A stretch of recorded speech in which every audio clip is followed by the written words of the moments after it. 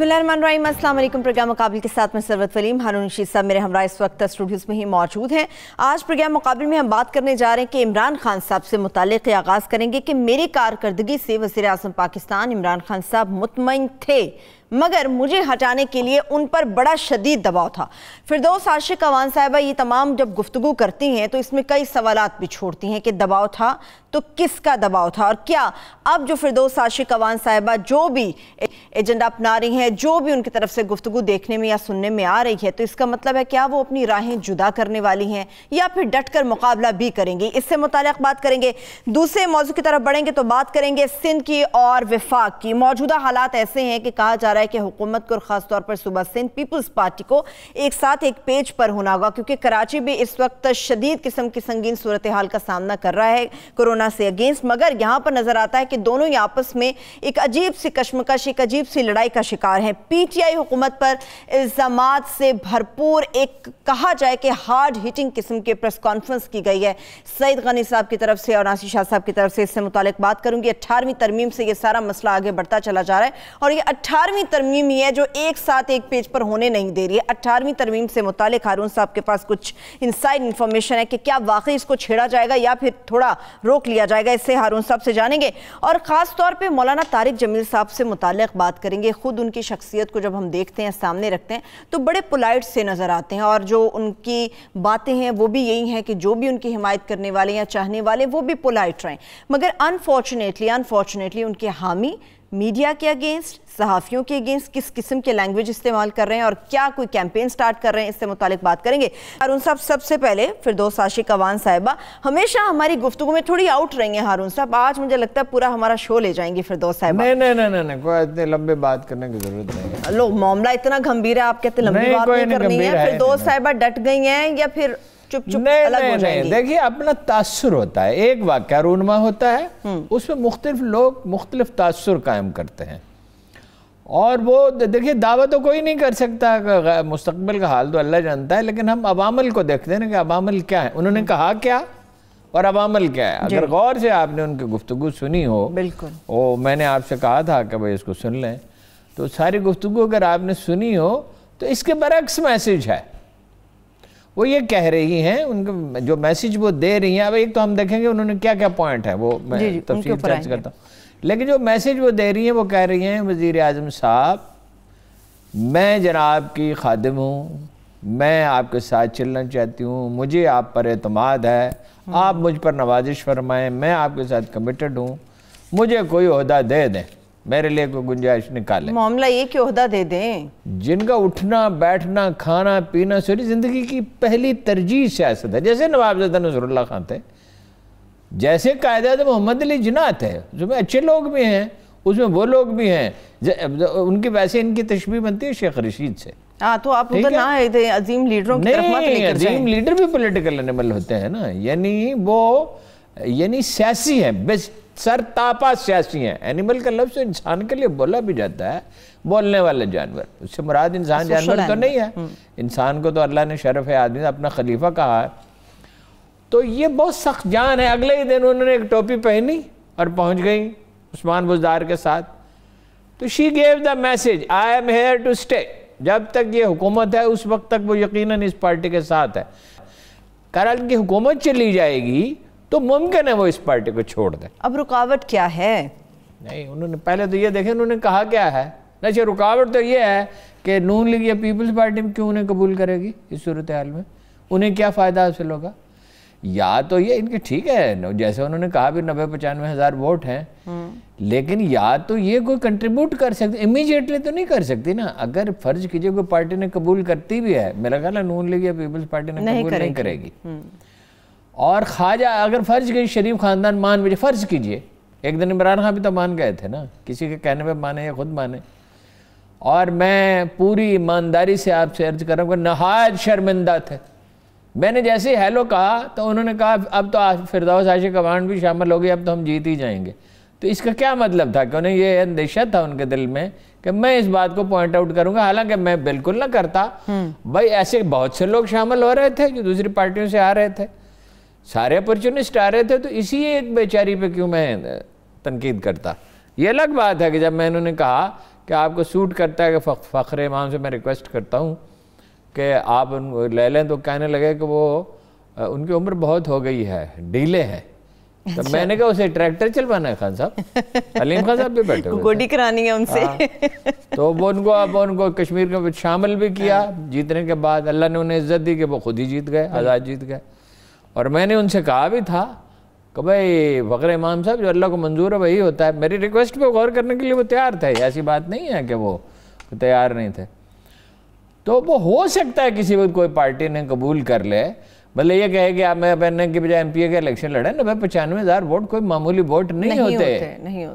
ٹھیک ہے نا، اور لوگوں کے ساتھ رابطے میں رہتی ہیں، وہ بہت سخت جان ہے. پھر جو کچھ انہوں نے کہا ہے اس پہ غور کر لیں. ٹھیک ہے. انہوں نے کہا جی کہ میں تو تھی اسپیشل اسسٹنٹ پہلے دن سے، اور پہلے دن سے میری مخالفت تھی.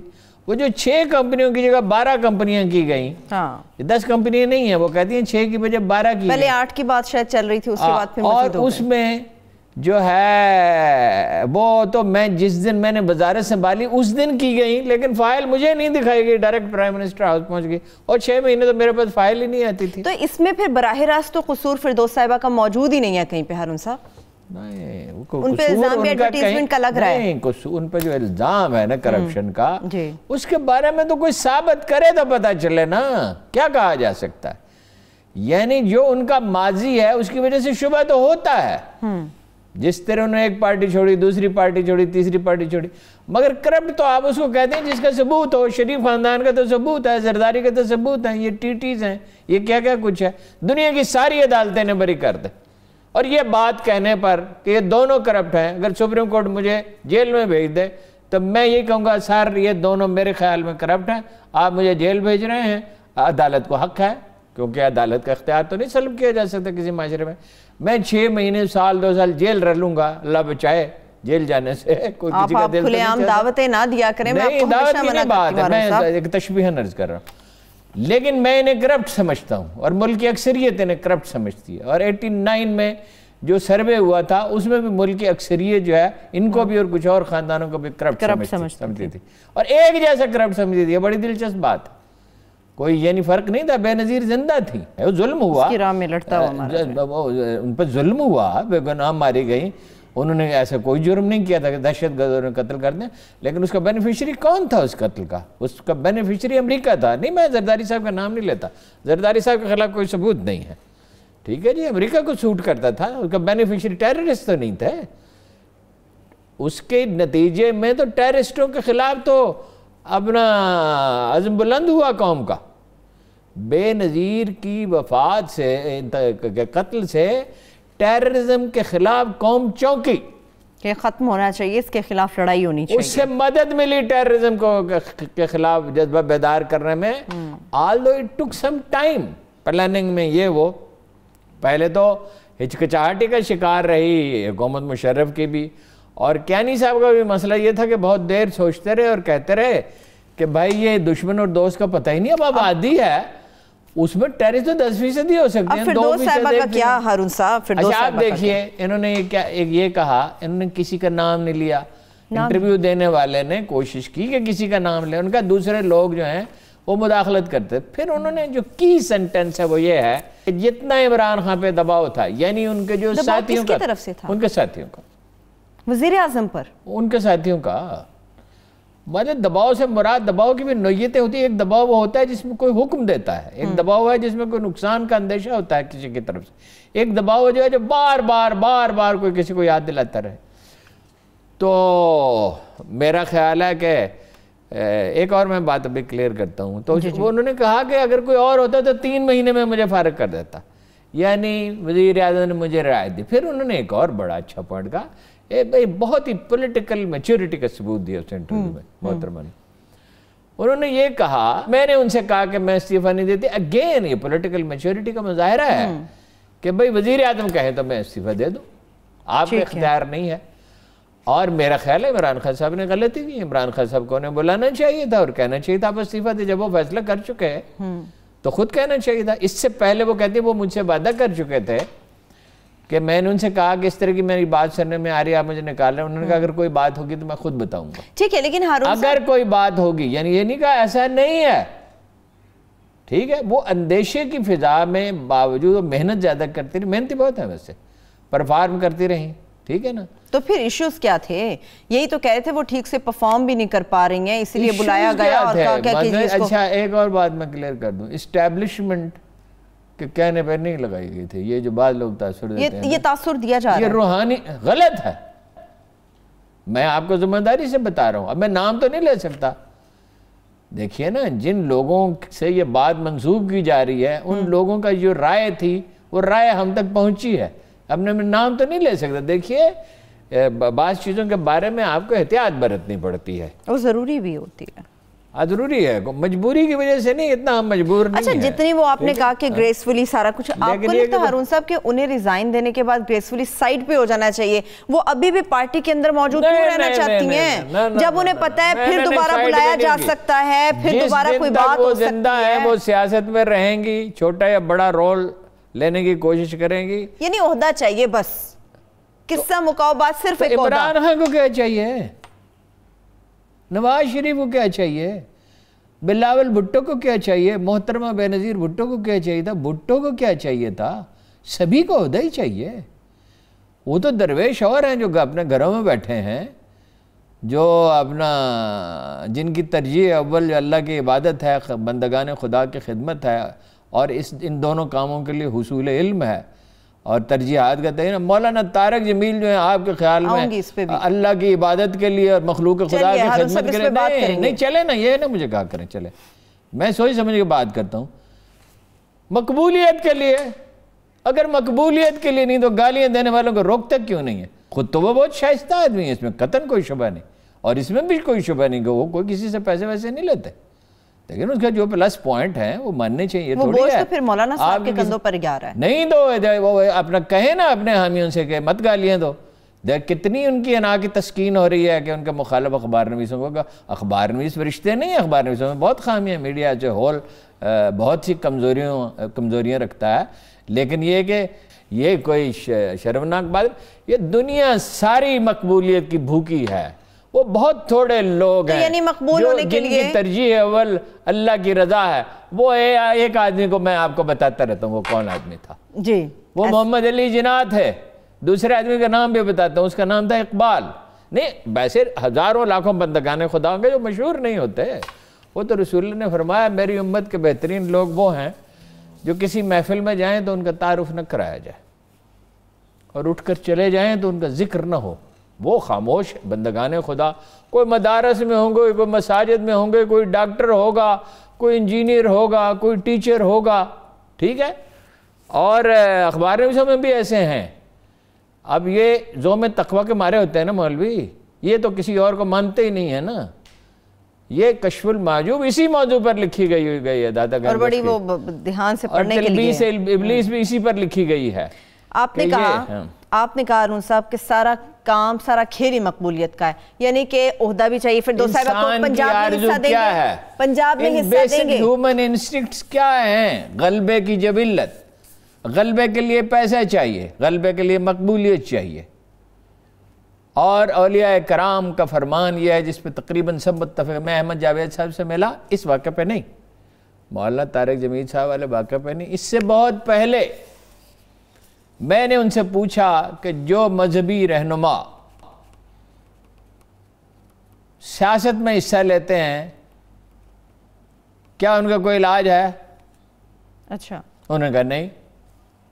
احمد جاوید کی رائے کو معمولی مت سمجھیے. پہلے ان کا ایک شعر سن رہے دیکھیے. ویسے آپ نے کس کو سیاست سے بچانا تھا یہ بھی میں پوچھوں گی آپ سے. آپ شعر نہیں، میں شعر کسی ایک کا نہیں، جنرل ایک رہا ہے. وہ ایک عالم آدمی ہے، ان کے پاس لوگ جاتے ہیں سوال لے کر، تو بیچ میں آپ نے ٹوک دیا. میں شعر مجھے بلا دیا. میں بریک کی طرف جب جاؤں گی تو واپسی پہ آپ سے وہ شعر سن لوں گی. مجھے صرف اتنا بتائیں ہارون صاحب، فردوس صاحبہ کے پاس پیسہ بھی ہے، ان کے پاس بڑا ووٹ بینک بھی ہے، مقبول بھی ہیں، پنجاب میں حصہ دے دیں گے انہیں؟ بزدار صاحب کے ساتھ کوئی نہ ہوتا مل سکتا، ناممکن نہیں ہے. آپ کا تجزیہ کیا کہتا ہے؟ نو زندگیاں ہوتی ہیں. میں غیب جانتا ہوں. نہیں تجزیہ تو آپ بتائیں نا کہ پنجاب کے اندر حصہ ملے گا انہیں.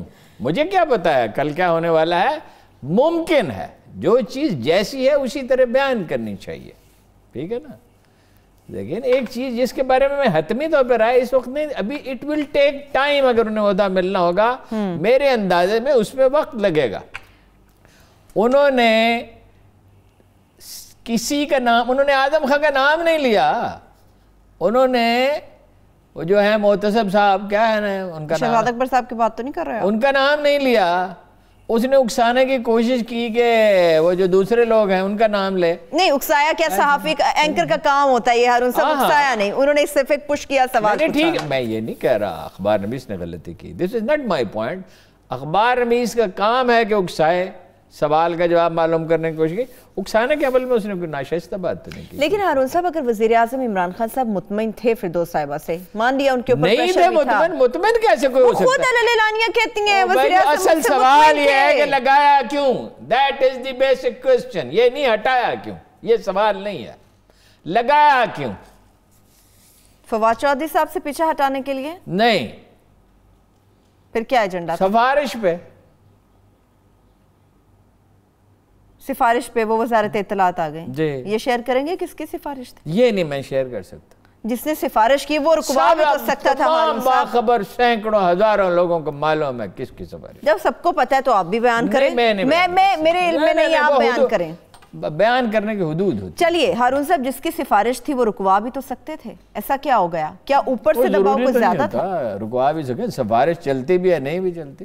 ٹھیک ہے، جو ان پہ کرپشن کا الزامات ہے اس کا کیا ہوگا؟ فردوس صاحبہ پر کرپشن کے بڑے الزامات، جو کرپشن کا الزام لگاتے ہیں وہ ثابت کریں. تاثر ان کے بارے میں بہت خراب ہے.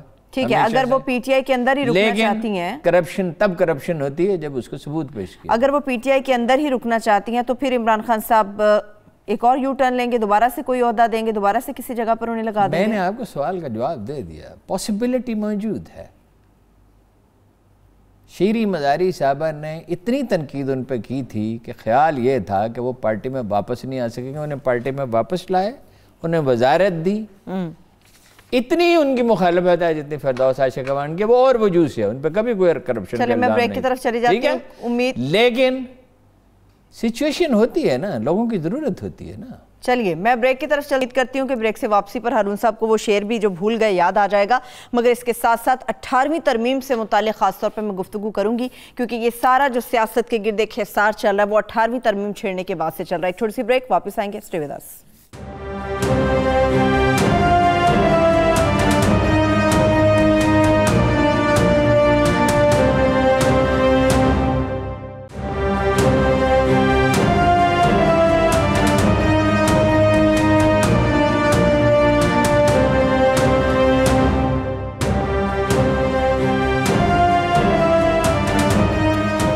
ایک بار پھر سے پروگرام میں ہم آپ کو خوش آمدید کہیں گے. ہارون صاحب، آپ کو شعر یاد آیا؟ مجھے شعر یاد ہے، وہ آپ نے اصل بات بلا دی ہے جی. اینکر بھی عجیب لوگ ہیں، مطلب یہ ہے کہ کبھی کبھی اکسانے کے عمل میں اس جگہ پہ ٹوکتے ہیں جہاں نہیں ٹوکنا چاہیے. اچھا دیکھیے، میں نے ان کا شعر یہ ہے کہ کاروبار زندگی سے جی چراتے ہیں سبھی، کاروبار زندگی سے جی چراتے ہیں سبھی، جیسے درویشی سے تم، جیسے جہاں بانی سے کیا بات ہے، کیا بات ہے. جیسے درویشی سے تم، جیسے مطلب درویشی ہمارے لیے تو نیچرل ہے. ایک عجیب بات آپ کو بتاؤں، جتنے شاعر، بڑے شاعر کے امکانات تھے، یعنی احمد جاوید میں ایک اگر فیض نہیں تو احمد فراز جتنی مقبولیت کے تو امکانات تھے موجود. جتنے شاعر جو صوفی ہو جاتے ہیں، شعر ان کے لیے بالکل غیر اہم ہو جاتا ہے. داتا گنج بخش کا دیوان کوئی آدمی لے گیا اور اپنے نام سے چھپوا دیا، انہوں نے اس کا نام لکھنا پسند نہیں کیا، وہ ریکور کر، وہ داتا گنج بخش تھے. بادشاہ وقت ان کی خدمت میں حاضر ہوتا تھا، اس کی مجال کیا تھی، اور کہا دفع کر. ٹھیک ہے، انہوں نے کہا چھوڑو. محمود غزنوی ان کی خدمت میں حاضر ہوتا تھا، محل میں تھوڑی جاتے تھے. درویش محل میں تھوڑی جاتے ہیں، طارق جمیل صاحب جاتے ہیں محل میں. ٹھیک ہے. اچھا، وہ اپنا جو ہے پروفیسر احمد رفیق اختر نے جب شاعری کی تو دو انہیں ایسے خراج تحسین پیش کیے گئے when he was a young man کہ جس کی مثال ہی نہیں ملتی. ایک تو سب سے بڑے انگریزی اخبار میں سول اینڈ ملٹری گزٹ نے لکھا A star is born. ٹھیک ہے. اور فیض نے کہا کہ پیراڈائز لاسٹ کا میں نے بھی ترجمہ تھوڑا سا کیا ہے، مگر اس نوجوان نے مجھ سے بہتر کیا. اچھا، میں شاعری چھوڑ دی. اچھا، سوال میں نے ان سے پوچھا کہ وہ آدمی جو بنیادی طور پہ مذہبی اللہ رسول کا نام لیتا ہے، قرآن کی بات کرتا ہے، حدیث کی سیرت کی بات کرتا ہے، پھر وہ سیاست کرتا ہے، تو اس کی اصلاح ممکن ہے؟ انہوں نے کہا نہیں. انہوں نے کہا بدترین کے ساتھ جو لفظ انہوں نے کہا تھا وہ میں نہیں استعمال کرنا چاہتا، آداب کے خلاف سمجھتا ہوں. اس کی اصلاح ممکن ہے، مگر سیاست کرنے والے مذہبی آدمی کی اصلاح ناممکن ہے. یہ اس کو کہتے ہیں اصطلاح میں حب جا، مقبولیت کی تمنا، اور یہ دولت کی خواہش سے بدتر ہے. پیسے نہیں لیتے طارق جمیل صاحب. جی بالکل. ایک بات یہ ہے، فرقہ وارانہ اختلاف کی بات نہیں کرتے، کسی مکتب فکر کے خلاف بات. پلس پوائنٹ ہے یہ ان کا بڑا پلس پوائنٹ. قصہ کہانی گھڑا ہوا سنا دیتے ہیں. وہ اگر آپ چلیں، جب مجھ پہ اب ظاہرہ بوچھاڑ آئے گی تو وہ میں پھر جواب کسی وقت سنا دوں گا، کیونکہ ایک حد ہے صبر کرنے کی. مطلب یہ بعض اخبار میڈیا کا رول اچھا نہیں ہے. میڈیا جو ہے وہ پاکستانی عوام میں پاپولر نہیں ہے. اس کی وجہ میڈیا کی کچھ اپنی غلطیاں ہیں، کچھ وہ سیاستدان ہیں جو ہر روز 7 بجے 8 بجے 10 بجے 11 بجے بلائے جاتے ہیں اور ڈٹ کے جھوٹ بولتے ہیں. شکر ہے میرے شو میں کوئی سیاستدان نہیں آتا ہارون صاحب. ٹھیک ہے، میں نے کہا 10 بجے بھی کہہ دیا نا آپ نے. نہیں، وہ بلائے جاتے ہیں اور وہ ڈٹ کے اپنی پارٹی کے حق میں جھوٹ بولتے ہیں. ان میں بہت کم ہے کہ جو متبادل رائے دیتے ہوں. چند ایک ہیں، مطلب جو جھوٹ بولنے تو کرے، ندیم چند ہے، فخر امام ہے، کچھ اور بھی ہیں، بعض اوقات نام ذہن میں نہیں آ رہے ہوتے. تو اور بس ایسے تو درجنوں ہیں جو جھوٹ بولنے تو گریز کرتے ہیں، بات گول کر دیتے ہیں. ٹھیک ہے، اس پہ اپنا کمر زبان قاہرہ پہ یہی اعتراض تھا کہ ڈٹ کے وکالت نہیں کرتے. بس ڈٹ کے یہی ہے کہ ان کی کوشش ہوتی تھی جھوٹ نہ بولنا پڑے، ادھر ادھر سے بات نکال دے. ٹھیک ہے نا جی. تو وہ میڈیا ان پاپولر ہے اور میڈیا کو گالی دینا فیشن ہے. اور یہ فیشن جو ہے بھئی 10 سالہ جدوجہد کا نتیجہ ہے. اس میں پہلے انہوں نے کیا، نون لیگ نے، پھر پی ٹی آئی نے کیا. اب مقبول عوام لیڈر بھی خلاف ہوں، میڈیا کی اپنی بھی غلطیاں ہوں، اور معاملہ بھی ایک ایسے عالم دین کا جو بڑا پاپولر ہے. لیکن انہوں نے ایک دن اللہ کے سامنے جانا اور ہم نے بھی جانا ہے. بالکل. جب وہ یہ کہتے ہیں نا کہ جو لفافے لے کے صحابت کرتے ہیں ان پر لعنت ہو، تو ہم آمین کہتے ہیں. اور لعنت تو ویسے ہی ہوگی، رزق حرام کھانے والے پہ رحمت، لعنت تو ویسے ہی رزق حرام کھانے والے پہ رحمت تو ہو نہیں سکتی.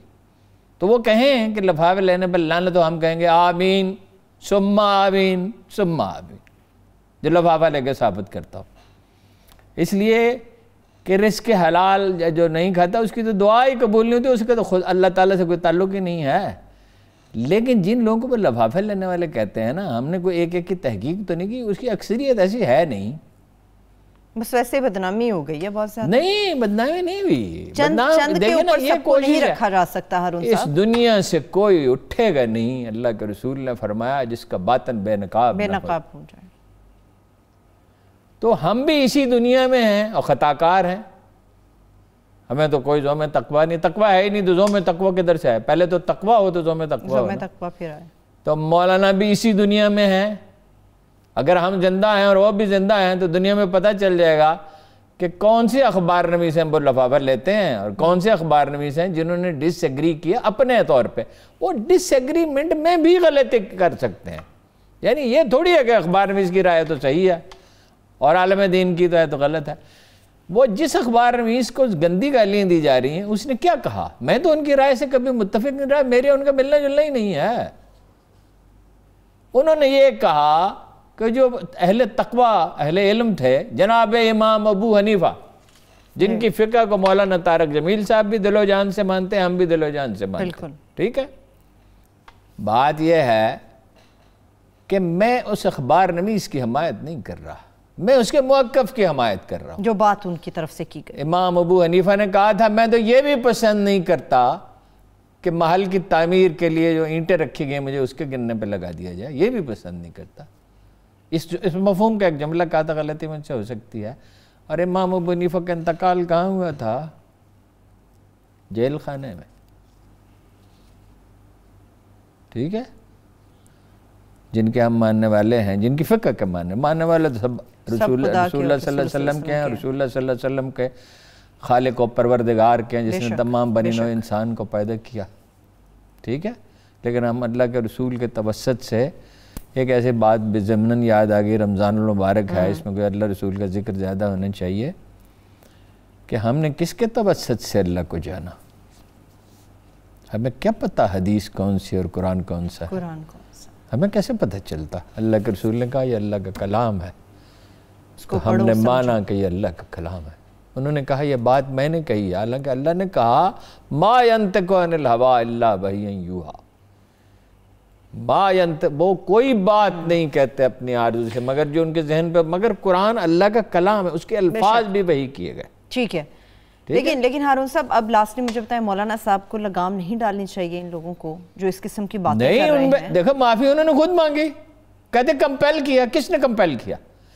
کمپیل انہوں نے مناسب سمجھا کہ بھائی مجھ سے ایک غیر محتاج جملہ نکل گیا، اور کوئی ایسی بات نہیں، غیر محتاج جملہ کسی کی زبان سے بھی نکل سکتا ہے، اور اس میں معافی بھی انہوں نے مانگ لی. لوگ غیر محتاج جملہ تو قائد اعظم جیسے اور علامہ اقبال جیسے آدمی کی زبان سے نکل سکتا ہے. کشف المحجوب میں لکھا ہے ایک ولی اللہ 7 مرتبہ گناہ کبیرہ کا مرتکب، ولی اللہ، میرے جیسے لوگ نہیں، ولی اللہ. فرض کیجئے مولانا طارق جمیل ولی اللہ، فرض کیجئے، ہو سکتا ہوں ہی، اب مجھے کیا پتا ہے، تو اللہ جانتا ہے. لیکن غیر محتاج جملہ تو کہہ سکتے ہیں، اور ان کا کوئی عمل ایسا تو ہو سکتا ہے جس پہ اعتراض کیا جائے. ولی اللہ پیغمبر تو نہیں ہوتا، ٹھیک ہے. وہ آئیں اور کہیں میرے بھائی کو کوئی حق نہیں ہے خلق خدا کو گالیاں. بالکل میں یہی کہہ رہی ہوں. اور گالی بھی ایسی جو پرلے درجے کا بدزبان آدمی، ان کے بھائی تھے نہیں تھے. آج کل ایک تو سوشل میڈیا پہ یہی پتہ کرنا مشکل ہے کہ جیلی ہے، بھائی ہوں، کزن ہوں، جھوٹ بہت زیادہ دور کے بولنے والے ہوں، یا یہ منہ بولے بھائی ہوں یا کچھ ہوں. مولانا طارق جمیل کو انہیں منع کرنا چاہیے، اور مولانا طارق جمیل کو ایک بات معلوم ہونی چاہیے، خوف ایک ایسا ویپن ہے جو بہت سلیکٹیولی یوز کیا جاتا ہے. صحیح ہے. جب کوئی آدمی کسی کو بالکل دیوار سے لگانے کی کوشش کرتا ہے تو اس کا نتیجہ اچھا نہیں ہوتا. اور اس دنیا کے فیصلے خدا نے انسانوں کی تقدیر انسانوں کے ہاتھ میں نہیں دی ہے. اگر وہ ڈرانا چاہتے تو ڈرا کے دیکھ لیں. چلیے ٹھیک ہے ہارون صاحب، دیکھتے ہیں اس کے اوپر مولانا صاحب کا کیا موقف سامنے آتا ہے. ابھی ہارون صاحب میں نے جس طرح سے بات کی تھی 18ویں ترمیم کی، میں اس پہ بات تو کروں گی، مگر جس طرح سے غیر محتاط گفتگو آپ نے اپنے الفاظ میں بھی لفظ استعمال کیے، پھر آپ نے کہا دیوار سے لگانے کی کوشش، تو ایک گلہ سندھ بھی کرتا ہے وفاق سے، ہمیں دیوار سے لگانے کی کوشش کی جا رہی ہے.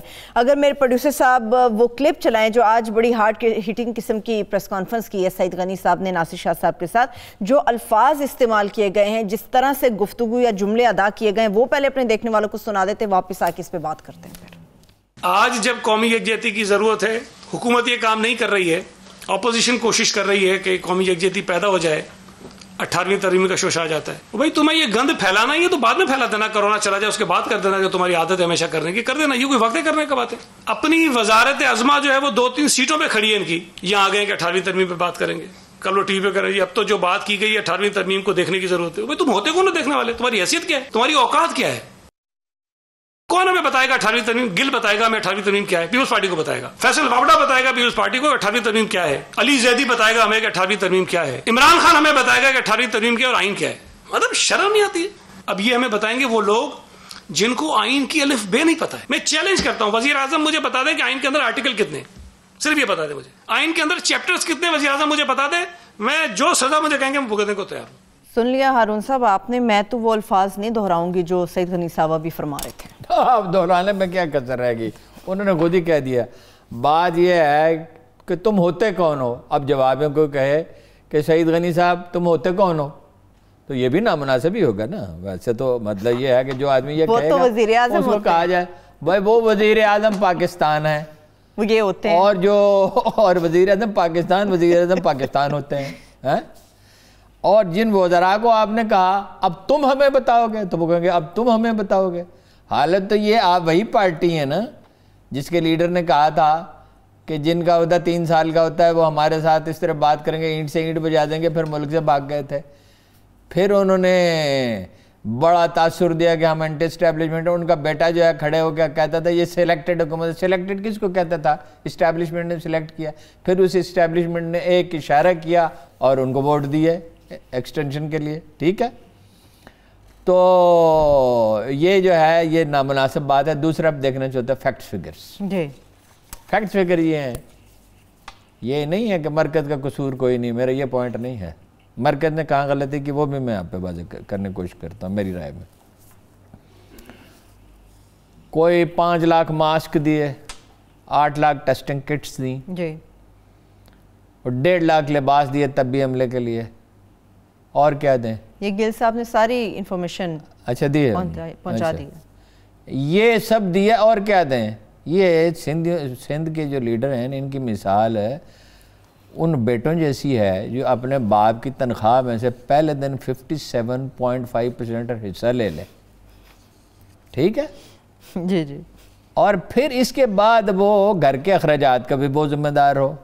اختیارات تو سارے آپ لے گئے, پیسے تو سارے آپ لے گئے, اور وسائل کے اعتبار سے سندھ امیر ترین منصوبہ ہے. وہ کہتے نہیں, جو غلط بیان نہیں کرتے نا, تو فیکٹس اینڈ فگر سے ثابت کیا جا سکتا ہے. سعید غنی صاحب جو ہے نا, یہ جو مزدور لیڈر ہوتے ہیں لیکن اگریسو بہت ہوتے ہیں. یہ ان کا طریقہ یہ ہے کہ پریشر ڈالا جائے, اور یہ ویسے سندھ حکومت کا ریکارڈ یہی ہے زرداری خاندان کا کہ پریشر ڈال کے تھوڑے عرصے کے بعد اگر زیادہ پریشر آ جائے تو بھاگ جاتے ہیں. تو دوسرا یہ ہے اس میں پولیٹیکل آسپیکٹ ہے جی. یہ سندھ کارڈ استعمال کر رہے ہیں ڈٹائی سے. جب بھی موقع ملتا ہے سندھ کارڈ استعمال کرتے ہیں. آپ دیکھیے کہ محترمہ بے نظیر بھٹو کا قتل ہوا, افسوسناک واقعہ تھا, ہر کوئی غمزدہ تھا. مجھے یاد ہے میں نے اپنے گھر میں کسی سے کوئی کام کہا, مجھے علم نہیں تھا. انہوں نے کہا آپ آج بھی یہ کام کر رہے ہیں. ہمارے گھر میں تو کوئی بے نظیر کا حامی تو نہیں تھا, مگر غم تو سبھی کو تھا. بالکل ایسا. ٹھیک ہے. تو سندھ کے ریلوے اسٹیشن جلا دیے گئے. ٹھیک ہے, املاک کو جلایا گیا. اس میں یہ تاثر دیا گیا کہ بے نظیر کو اس لیے قتل کیا گیا ہے کہ وہ سندھی تھی, اور یہ اس زمانے میں کہتے بھی رہے. تو زرداری صاحب نے تو ملک پہ حکومت کرنی تھی تو انہوں نے کہنا پڑا پاکستان کھپے. اچھا کیا, بہرحال بہت ہی اچھا کیا. وہ ہر ایک نے تعریف کی ان کی. بے نظیر کے قتل کا فائدہ کس کو ہوا؟ کون ذمہ دار تھے؟ یا ٹیررسٹ ذمہ دار تھے یا امریکہ ذمہ دار تھا.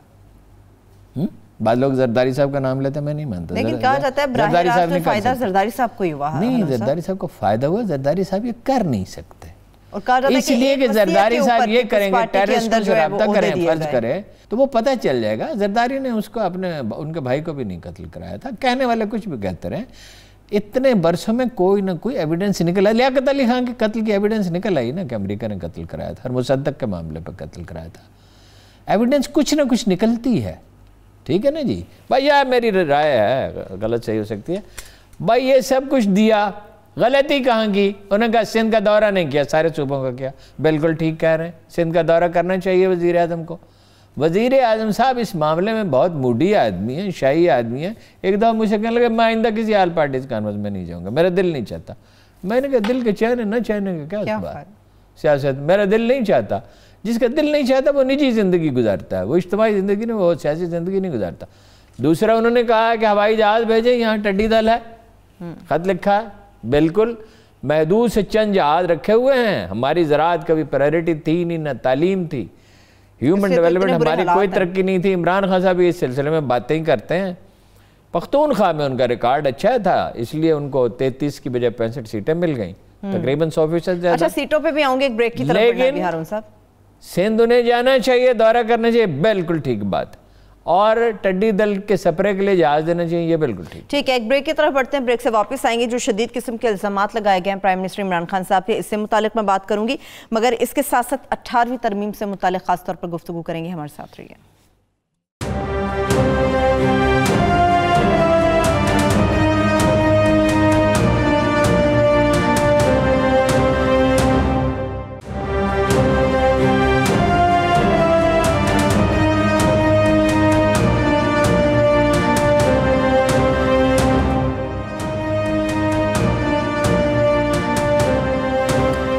ایک بار پھر سے پروگرام میں ہم آپ کو خوش آمدید کہیں گے. آپ نے سیٹوں کی بات کی تھی. سعید غنی صاحب کہتے ہیں کہ 18ویں ترمیم پر بات کرنے والے یہ تو دیکھ لیں کہ اپنی حکومت صرف 3 سیٹوں پر کھڑی ہے. ان کی اکثریت تو ہے نہیں, 18ویں ترمیم کیا کریں گے؟ نہیں وہ تو ٹھیک ہے, صحیح کہتے ہیں, بڑی مشکل ہے. لیکن اگر نون لیگ حمایت کر دے پھر, اگر آپ کے پاس انفارمیشن؟ نہیں میرے پاس کوئی انفارمیشن نہیں. نون لیگ کا رویہ نرم نظر آ رہا ہے. ویسے یہ ہے کہ اس میں کچھ لوگوں کے خیال میں نرم ہے, اور لیکن دوسری طرف اس کو دھمکیاں بھی دیکھ رہے ہیں شیخ رشید صاحب. اب شیخ رشید صاحب تو مطلب اسلام آباد میں ذہنی طور پہ کم رہتے ہیں, پنڈی میں زیادہ رہتے ہیں, ٹھیک ہے نا, تو وہ تو سمجھتے ہیں. مگر بعض بودرا جس طرح انسسٹ کر رہے ہیں, یعنی کوئی بحث غیر ضروری نہیں ہوتی سیاست میں, ہائپوتھیسس پہ بحث نہیں ہوتی. اس کا مطلب یہ ہے کہ حکومت چاہتی ہے. اب اس میں کچھ چیزیں جو ہیں وہ تو پاسبل ہیں, اس کے حق میں دلائل ہیں, اور اس پہ اسٹیبلشمنٹ بھی کنونس ہو سکتی ہے. جیسے کہ دیکھیے کوئی معاہدے ہیں 20 25 30 کتنے ہیں, میں کوئی وہ معاہدوں کا دیکھا تو نہیں ہے, نکال کے تھوڑا سا وقت تھا, کہ جو انٹرنیشنل اگریمنٹس ہیں وفاق اس کا ضامن ہے, صوبے اس کے ضامن نہیں ہے. تو اب آپ ہائر ایجوکیشن کمیشن بھی آپ خود بنا لیں, صوبے بنا لیں اپنے ایجوکیشن کمیشن بھی, اور نصاب بھی خود بنائیں. یہ تو انٹرنیشنل معاہدے تو اس کی اجازت نہیں دیتے, اور ایسا ہونا یہ اس میں کچھ اور چیزیں ہو سکتی ہیں. لیکن میرا بنیادی موقف وہی ہے کہ زیادہ اگر تبدیلی ہوگی تو چھوٹی موٹی تبدیلی ہوگی. تاریخ کا پہیہ الٹ نہیں گھوم سکتا. آپ نے صوبوں کو اختیارات منتقل کیے, اب 2 کام کرنے کے ہیں. ایک کام کرنے کا یہ ہے کہ صوبوں کی کیپیسٹی بلڈنگ کی جائے, ٹھیک ہے. دوسرا یہ ہے کہ انہیں مجبور کیا جائے کہ بلدیاتی اداروں کو اختیارات دیں.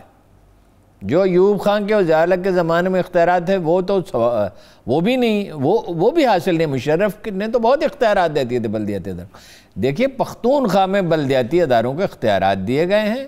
دس is one of the reasons کہ 33 کی بجائے 65 سیٹیں لے لیں. اس دن لے لیں جس دن پشاور شہر کھدا پڑا تھا. کونسلر جو ہوتا ہے نا وہ محلے کے موچی کو بھی سلام کرتا ہے, وہ اصل لیڈر ہوتا ہے. جس کا عام آدمی کے ساتھ رابطہ ہو وہ جاوید ہاشمی نے کہا عدالت میں مزاحن, رانا نظر الرحمان مرحوم ایک لیڈر تھے, انجمن شاعریہ نے لاہور کے صدر بھی رہے, کہ یہ کونسلر بھی رہے ہیں. انہوں نے کہا جاوید صاحب, دونوں ایک کیس میں, وہ بھٹو صاحب کے زمانے میں جھوٹا مقدمہ بنا تھا قتل کا دونوں پہ, تو رانا نظر الرحمان صاحب نے کہا جاوید صاحب ایم پی ایم این سے الیکٹ ہونا مشکل ہے, آسان ہے, کونسلر الیکٹ ہونا مشکل آسان نہیں ہے. وہ محلے والے جانتے ہیں نا بھئی یہ کسی کام کا ہے کہ نہیں ہے, جھوٹا ہے کہ سچا ہے, وہ بڑا مشکل ٹائم دے گا یا نہیں دے گا, مشکل پروسیس ہوتا ہے. کونسلر ہے اصل نمائندہ عوام کا, بلدیہ کا چیئرمین ہے. یہ ہمارے وہاں جو میاں صاحب تھے, کیا نام تھا ان کا, رحیم یار خان میں یہ فوارہ لگا نا گلبرگ میں جہاں سے آپ انٹر ہوتے ہیں, اس کا نکال کے دیکھیں تو یہ 1 کروڑ 2 کروڑ روپے لگے ہوں گے. انہوں نے یہی فوارہ رحیم یار خان میں 70,000 روپے میں لگوا لیا تھا. وہ بیٹھ گئے آگے, ان کو قائل کیا کہ عوامی خدمت کا کام ہے, آپ جتنے پیسے لگتے ہیں اتنے میں لگا دیں. اور ایسے کئی کام کیے. میاں عبد الخالق صاحب کڑوے آدمی تھے, لیکن جیت ہار دبا جاتے تھے. لوگوں کو یہ پتا تھا پیسے نہیں کھانے کے, جتنا پیسہ بجٹ میں ہوگا. وہ ٹھیکیدار اگر چونچراں کرتا تھا وہ کسی لڑکے کو بلاتے تھے, کہتے 2-4 مستری رکھ, یہ گلی سڑک بنا دے, تو پیسے رہ گئے, پیسے تو شروع کر دے, میں تجھے پیسے دیتا ہوں, ٹھیکیدار کی ضرورت 10,000 روپے خرچ کر.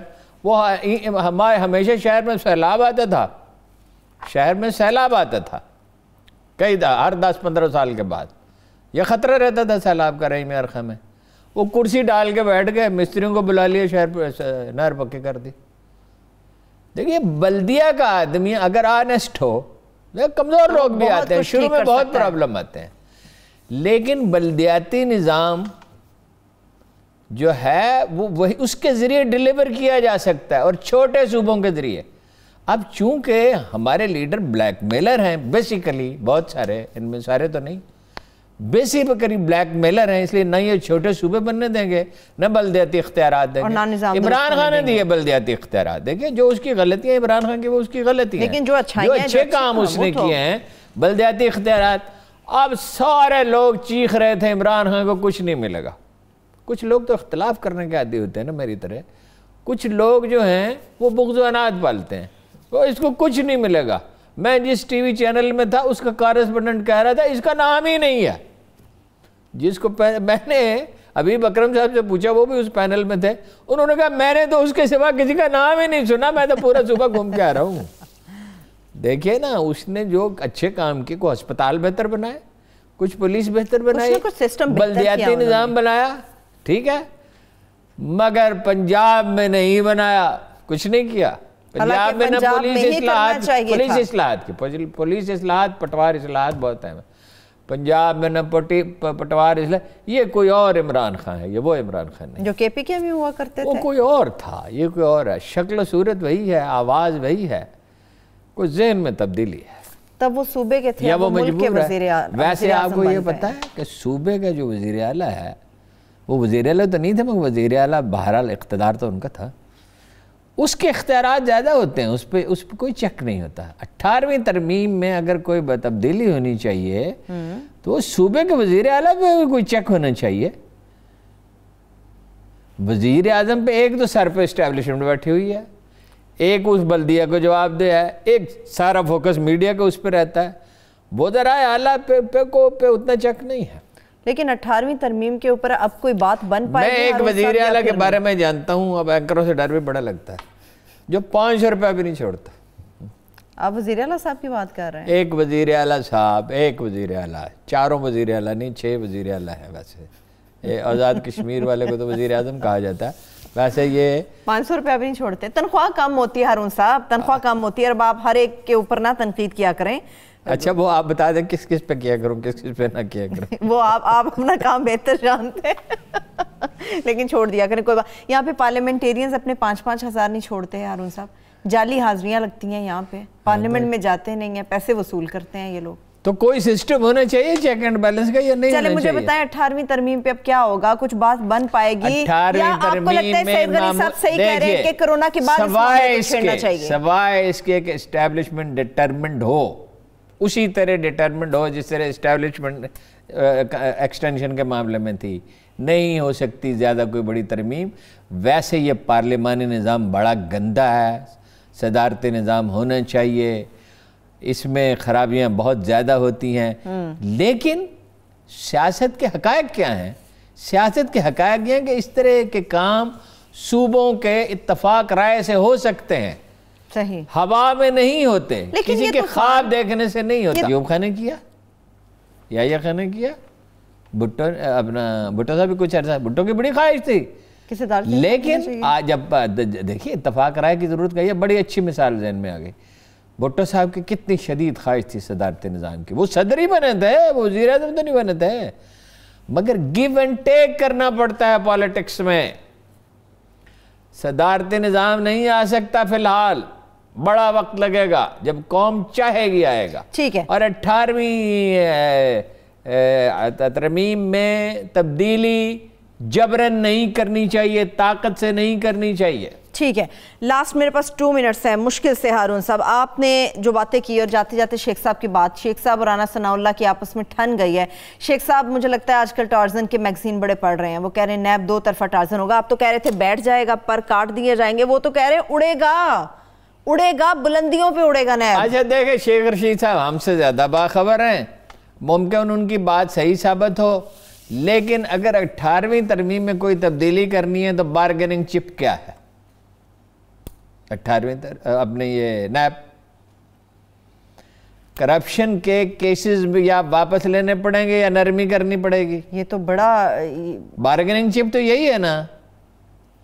اس لیے کچھ لوگ یہ کہہ رہے ہیں, میں نہیں کہہ رہا ہوں, کچھ لوگ یہ کہہ رہے ہیں کہ نیب کے چیئرمین گھر جا سکتے. اوئے ہوئے, آپ تو بڑی سخت قسم کی بات کر گئے ہارون صاحب. میں نے کوئی بات نہیں کی, یہ لوگ کہہ رہے ہیں, کچھ لوگ یہ کہہ رہے ہیں, یعنی یہ آئیڈیا جو ہے کچھ لوگوں نے فلوٹ کر دیا. بڑے باوثوق لوگ ہوں گے ہارون صاحب جن کے حوالے آپ دے رہے ہیں. میں کلوزنگ طرف جا رہی ہوں, چلیے دیکھتے ہیں کل تک کیا خبریں مزید آتی ہیں. بہت شکریہ ہارون صاحب, آپ کا بھی, دیکھنے والوں کا بہت شکریہ. مجھے اجازت دیجیے, اپنا بہت سارا خیال رکھیے. اللہ حافظ.